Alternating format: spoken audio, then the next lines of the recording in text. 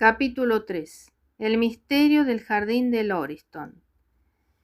Confieso que me produjo considerable sorpresa aquella prueba flamante de la índole práctica de las teorías de mi compañero. Aumentó en proporciones asombrosas mi respeto por su capacidad para el análisis. Con todo y con eso, allá en mi cerebro quedaba un latente cierto recelo de que todo aquello fuese un episodio dispuesto de antemano con el propósito de deslumbrarme. Aunque excedía mi comprensión, ¿qué diablos podía buscar con una actitud semejante? Cuando lo miré, él había terminado de leer la carta y sus ojos habían tomado la expresión perdida y sin brillo que indica ensimismamiento. ¿Cómo se las arregló para hacer tal deducción?, pregunté. ¿Qué deducción?, respondió Holmes con petulancia. ¿Cuál ha de ser? La de que era sargento retirado de la marina. No estoy para bagatelas, contestó bruscamente. Pero luego se dulcificó con una sonrisa. Perdone mi descortesía, es que cortó el hilo de mis pensamientos. Quizá sea lo mismo. De modo que usted no fue capaz de ver que ese hombre era sargento de la marina, de modo alguno. Pues resultaba más fácil darse cuenta de ello que explicar cómo lo supe.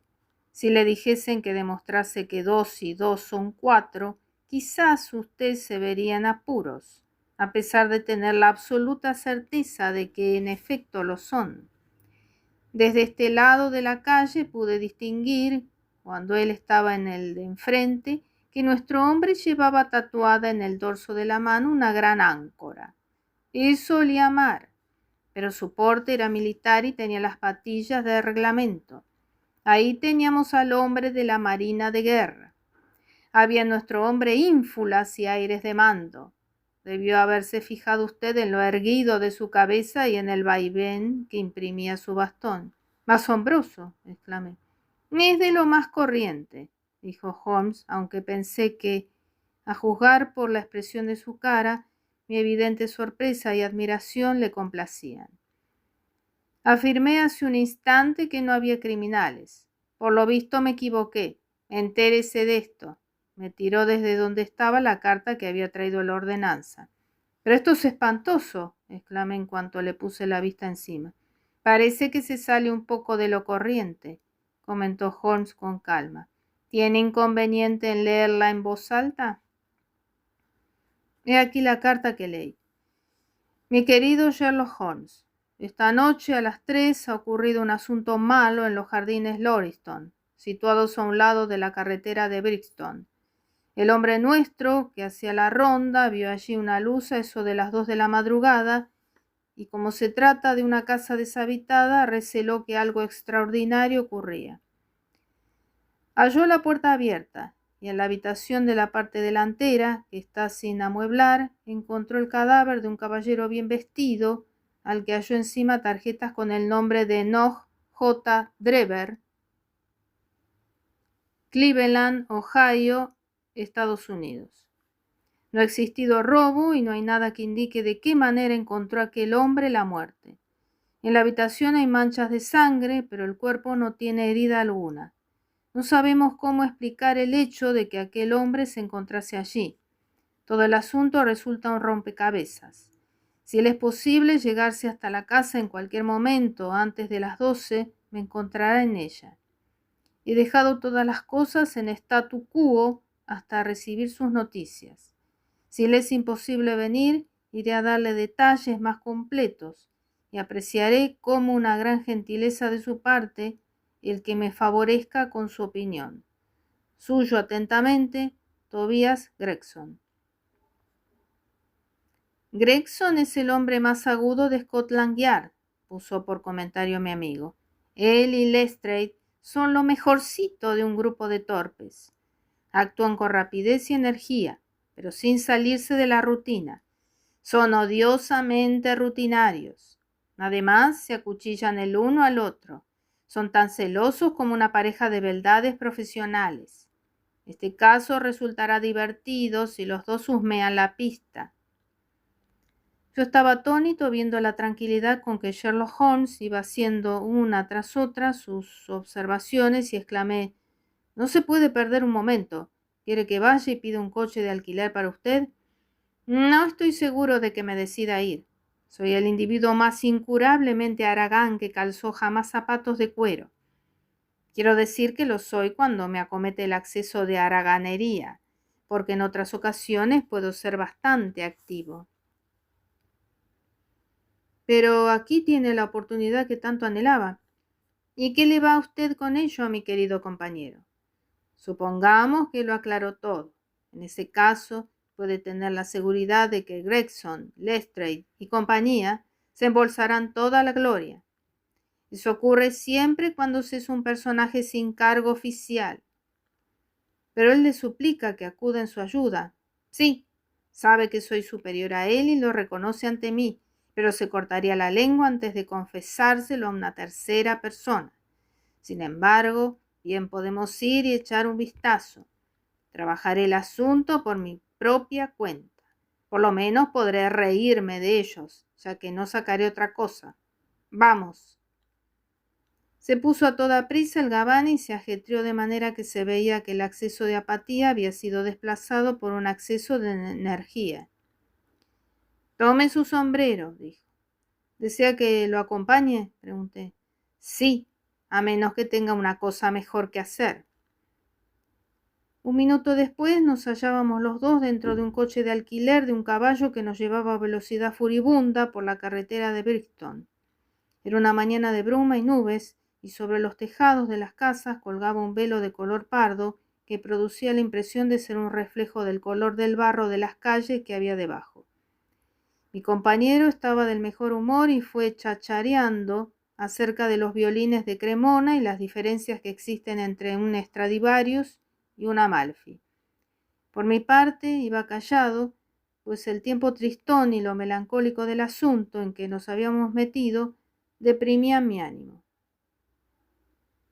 Me parece que no dedicas gran atención al asunto que tiene entre manos, dije, por fin cortando las disquisiciones musicales de Holmes. No dispongo todavía de datos, respondió. Es una equivocación garrafal teorizar antes de disponer de todos los elementos de juicio, porque así es como éste se tuerce en un determinado sentido. Pronto va a disponer de los datos que necesita, porque esta es la carretera de Brixton y aquí tenemos la casa, si no estoy muy equivocado, dije, señalándosele con el dedo. En efecto, pare, cochero, pare. Nos encontrábamos todavía un centenar de yardas, más o menos, de la casa, pero él insistió en que nos apeásemos y terminamos a pie nuestro viaje. El número 3 de los jardines de Lauriston ofrecía un aspecto siniestro y amenazador. Era una de las 4 casas que se alzaban un poco apartadas de la calle y de las cuales 2 estaban habitadas y otras 2 vacías. Estas últimas miraban por 3 hileras de melancólicas ventanas inexpresivas, desnudas y tristonas, menos alguna que otra en que un cartel de "se alquila" se había extendido como una catarata sobre los legañosos paneles de cristal. Un pequeño jardín salpicado por una erupción de enfermizas plantas aisladas separaba de la calle a cada una de estas casas. Cada jardín estaba cruzado por un estrecho sendero de color amarillento que parecía formado con una mezcla de arcilla y grava. La lluvia caída durante la noche había convertido todo en un barrizal. Una tapia de ladrillo de 3 pies de altura, que tenía en su parte superior una orla de listones de madera, rodeaba el jardín. Recostado en esa cerca había un fornido guardia, al que rodeaba un pequeño grupo de desocupados que estiraban sus cuellos y ponían en tensión sus ojos, con la vana esperanza de ver algo de lo que tenía lugar adentro. Me había formado la idea de que Sherlock Holmes se daría prisa en entrar en la casa y se zambulliría de golpe en el estudio. Por lo visto, nada estaba más lejos de sus propósitos.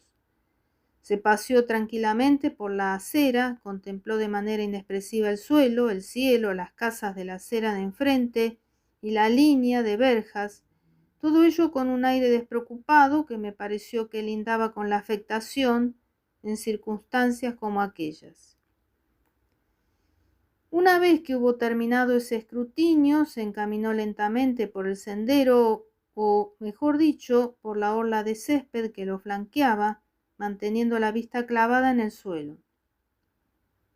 Se detuvo 2 veces. En una ocasión lo vi sonreír y oí que lanzaba una exclamación satisfecha. En el suelo húmedo, arcilloso, se veían muchas huellas de pies, pero como los policías habían ido y venido por el sendero, no acertaba a comprender cómo mi compañero podía abrigar esperanzas de descubrir allí algo de interés.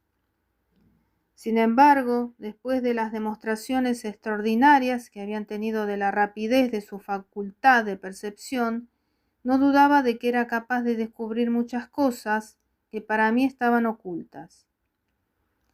En la puerta de la casa trabamos conversación con un hombre alto, de cutis blanco y cabellos blondos, que tenía en la mano un cuaderno. Este individuo había corrido hacia nosotros y estrechado con efusividad la mano de mi compañero, diciendo: «Ha sido muy amable en venir. He dejado todo intacto, salvo esto». «Eso», contestó mi amigo, apuntando hacia el sendero. «Ni aunque hubiera pasado por ahí una manada de búfalos, podrían haberlo revuelto más. Sin embargo, es seguro que usted, Gregson, había sacado ya sus deducciones antes de permitir eso». «Son tantas las cosas que he tenido que hacer en el interior de la casa», respondió el detective de manera evasiva. «Mi colega Lestrade se encuentra aquí y confía en que él cuidaría este detalle». Holmes me miró, arqueó burlonamente las cejas y dijo: «Estando ustedes sobre el terreno, no será gran cosa lo que me quede por descubrir». Gregson se frotó las manos, satisfecho, y contestó: «Creo que hemos hecho todo lo que se puede hacer. Sin embargo, este es un caso raro, y sé que a usted le gustan estas cosas». «¿Vino usted hasta aquí en un coche de alquiler?», preguntó Holmes. «No, señor». «¿Tampoco Lestrade?». «No, señor». «Entonces, vamos a examinar la habitación». Después de esta observación, que no venía al caso, se metió en la casa muy despacio, seguido de Gregson, en cuyas facciones se retrataba el asombro. Un pasillo corto, polvoriento y con el entarimado desnudo, conducía a la cocina y a la despensa. A la derecha e izquierda del pasillo se abrían 2 puertas, una de las cuales llevaba, sin duda, cerrada muchas semanas. La otra daba al comedor, que era el cuarto donde había tenido lugar el misterioso hecho. Holmes entró y yo lo seguí con el sentimiento de opresión que inspira la presencia de la muerte. Era una habitación cuadrada y amplia, pareciéndolo aún más por la carencia de todo mobiliario. Las paredes estaban revestidas de un papel vulgar y chillón, pero que dejaba ver en algunos lugares manchones de moho, y aquí y allá grandes tiras que se habían despegado y colgaban hacia el suelo, dejando al descubierto el reboque amarillo que había debajo. Frente por frente de la puerta había una ostentosa chimenea con una repisa de imitación de mármol blanco. En un ángulo de la repisa se veía pegado el resto de una vela de cera colorada. La solitaria ventana se hallaba tan sucia que la luz que dejaba pasar era tenue y difusa, y lo teñía todo de una tonalidad gris apagada, intensificada todavía más por la espesa capa de polvo que recubría toda la habitación. Me fijé más adelante en todos estos detalles. De momento mi atención se centró en la figura abandonada, torva, inmóvil, que yacía tendida sobre el entarimado y que tenía clavados sus ojos inexpresivos y ciegos en el techo descolorido. Era la figura de un hombre de unos 43 o 44 años, de estatura mediana, ancho de hombros, de pelo negro ondulado y brillante, y barba corta y áspera. Vestía levita y chaleco de grueso poperín de lana, pantalones de color claro y cuello de camisa y puños inmaculados. Un sombrero de copa, bien cepillado y alisado, se veía en el suelo, junto al cadáver. Tenía los puños cerrados y los brazos abiertos, en tanto que sus miembros inferiores estaban trabados el uno con el otro, como indicando que los forcejeos de su agonía habían sido dolorosos. Su rostro rígido tenía impresa una expresión de horror y, según me pareció, de odio. Una expresión como yo no había visto jamás en un rostro humano. Esta contorsión terrible y maligna de las facciones, unida a lo estrecho de su frente, su nariz achatada y su mandíbula de un marcado prognatismo, imprimían al muerto un aspecto singularmente parecido al de un mono, y su postura retorcida y forzada aumentaba todavía más esa impresión. He visto la muerte en muchas formas, pero nunca se me presentó con aspecto más tenebroso que en aquella habitación oscura y siniestra que daba a una de las principales arterias de un suburbio londinense. Lestrade, tan flaco y parecido a un hurón, como siempre, se hallaba en pie junto al umbral y nos dio la bienvenida a mi compañero y a mí. «Señor, este caso armará revuelo», fue su comentario. «Deja atrás a cuanto he visto hasta ahora, y no soy un novato». «No hay clave alguna», dijo Gregson. «Absolutamente ninguna», canturrió Lestrade. Sherlock Holmes se acercó al cadáver, se arrodilló y lo examinó con gran atención. «¿Están ustedes seguros de que no tiene ninguna herida?», preguntó, apuntando con el dedo hacia las muchas manchas y salpicaduras de sangre que había a su alrededor. «Terminantemente seguros», exclamaron ambos. «Pues entonces esta sangre es la de otro individuo, quizás el asesino, si se ha cometido en efecto un asesinato. Esto me trae a la memoria las circunstancias de que estuvo rodeada la muerte de Van Hansen, de Utrecht, ocurrida en el año 34. ¿Recuerda el caso, Gregson?» «No, señor». «Pues léalo, debería leerlo. No hay nada nuevo bajo el sol. Todo ha sido ya hecho antes».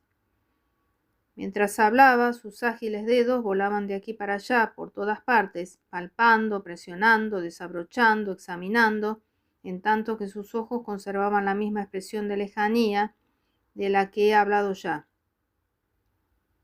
Tan veloz fue el examen que difícilmente podría uno adivinar la minuciosidad con que había sido llevado a cabo. Para terminar, olió los labios del muerto y después echó una ojeada a las suelas de sus botas de charol. «¿Nadie lo ha movido?», preguntó. «Tan solo aquello que se requirió para el examen que nosotros hemos hecho». «Ya pueden llevarlo al depósito de cadáveres», dijo. «No hay nada más que averiguar». Gregson tenía a mano unas parihuelas y 4 hombres que acudieron a su llamada alzaron y se llevaron al desconocido. Al levantarlo se oyó el tintineo de un anillo que cayó y rodó por el suelo. Lestrade se apoderó de él y se quedó mirándolo, lleno de confusión. «Aquí está de una mujer», exclamó. «Este es el anillo de boda de una mujer». Mientras hablaba, nos lo enseñaba en la palma de su mano.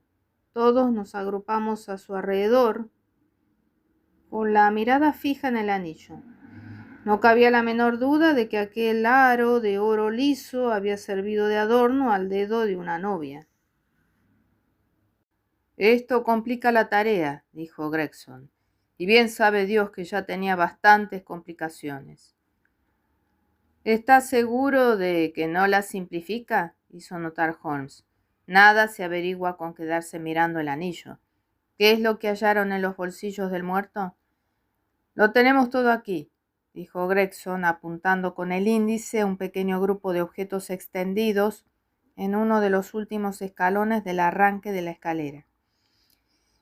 «Un reloj oro número 97.163 procedente de Barrow de Londres. Una cadena albertina de oro muy pesada y maciza. Anillo de oro con el emblema masónico. Alfiler de oro. La cabeza de un bulldog con rubíes por ojos. Tarjetero de piel de Rusia con tarjetas de Enoch J. Drever de Cleveland, que corresponde a las iniciales EJD de la ropa interior».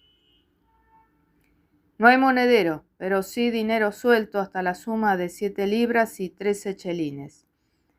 Edición de bolsillo del Decamerón de Boccaccio, con el nombre de Joseph Stangerson en la guarda. 2 cartas, la una dirigida a E.J. Drever y la otra a Joseph Stangerson. ¿Y a qué dirección? Al American Exchange, Strand, de donde serán retiradas. Ambas proceden de la compañía de navegación Guión y hacen referencia a la fecha de salida desde Liverpool. Parece que este desdichado se hallaba a punto de regresar a Nueva York. ¿Han hecho alguna averiguación acerca del individuo Stangerson? Me puse a ello en el acto, dijo Gregson. Hice enviar anuncios a todos los periódicos, y uno de mis hombres ha marchado al American Exchange sin que haya regresado todavía. Preguntaron a Cleveland.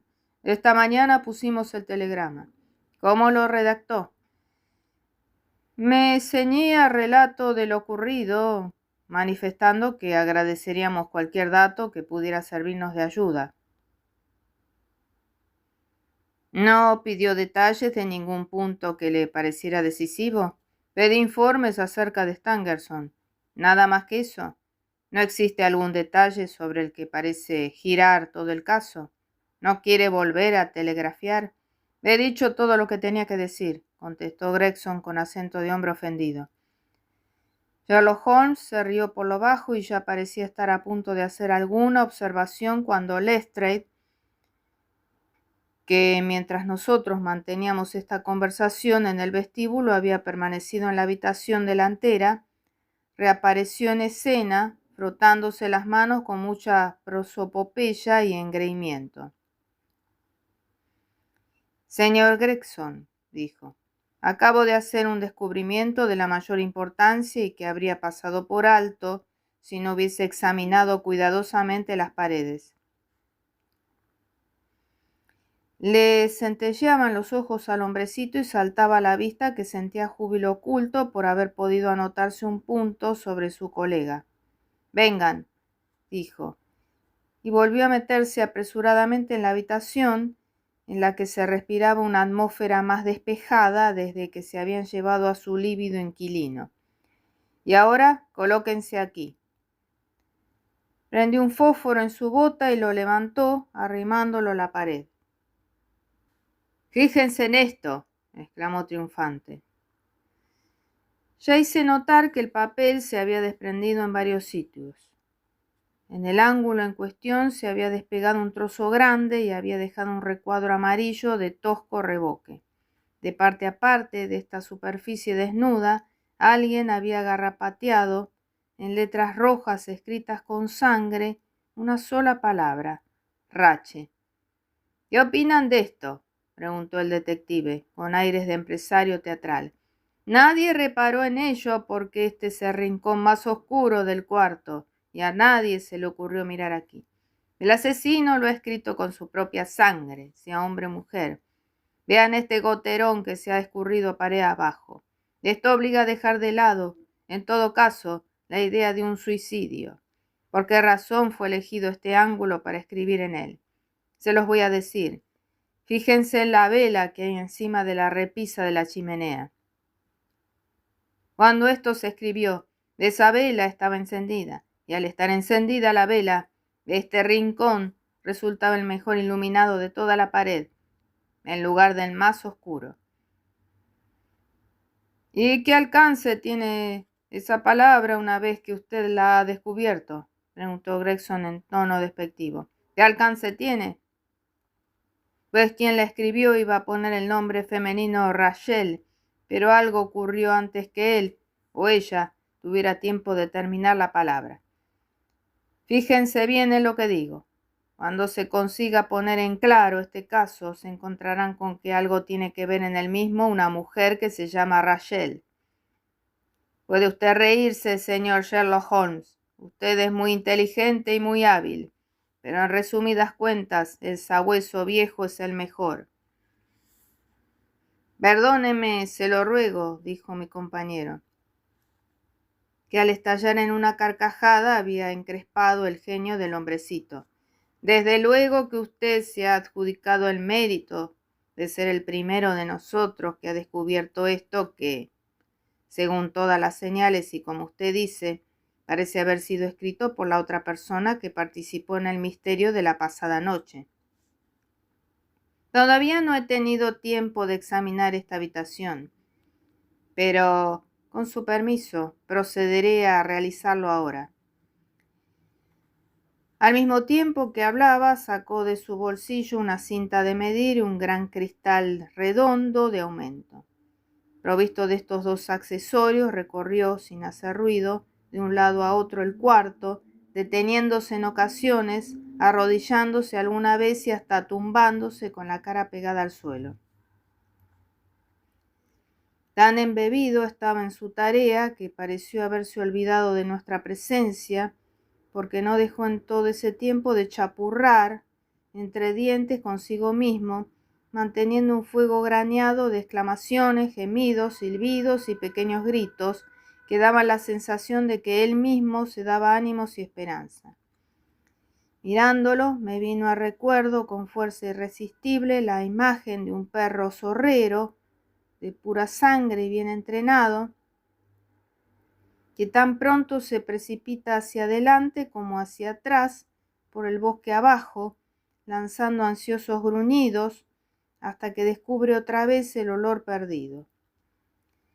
Continuó con su búsqueda por espacio de 20 minutos o más, midiendo con el mayor cuidado la distancia entre ciertas señales que eran completamente invisibles para mí y aplicando algunas veces la cinta de medir a las paredes de un modo igualmente incomprensible.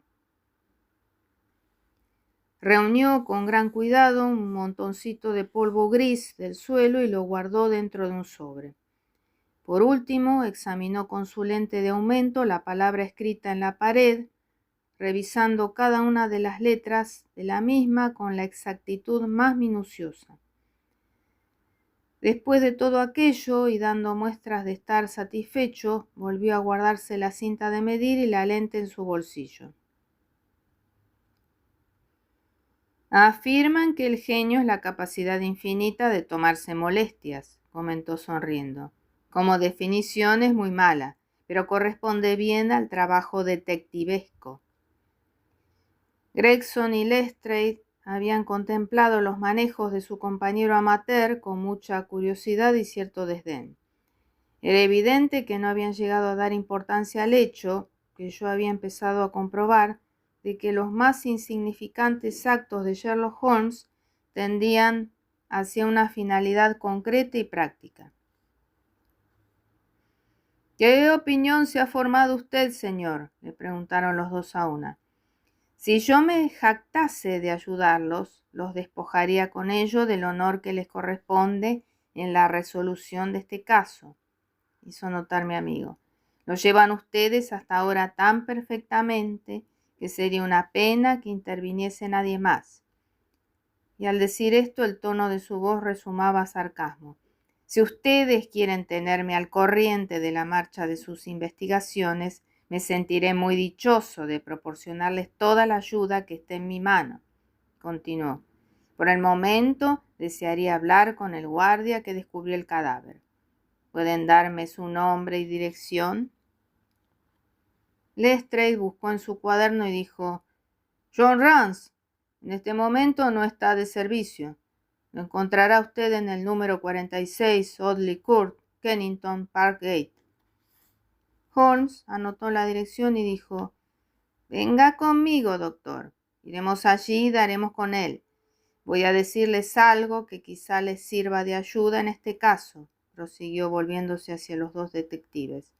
Aquí se ha cometido un asesinato, y el asesino fue un hombre. Ese hombre tiene más de 6 pies de estatura, es joven, de pies pequeños para lo alto que es.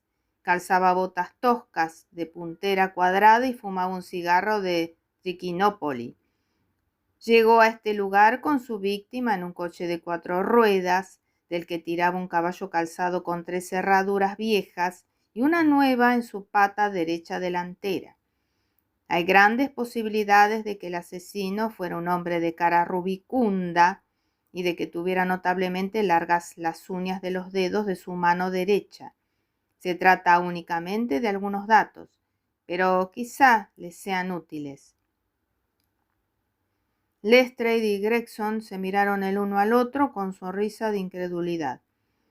«Si este hombre fue asesinado, ¿cómo se realizó el hecho?», preguntó el primero. «Lo envenenaron», contestó Sherlock Holmes, concisamente, y echó a andar. «Otra cosa más, Lestrade», agregó dando media vuelta al llegar a la puerta. «Rache es una palabra alemana que equivale a venganza. De modo, pues, que no pierda tiempo buscando a la señorita Rachel». Y con este disparo, al estilo de los partos, se alejó, dejando a los dos rivales con la boca abierta.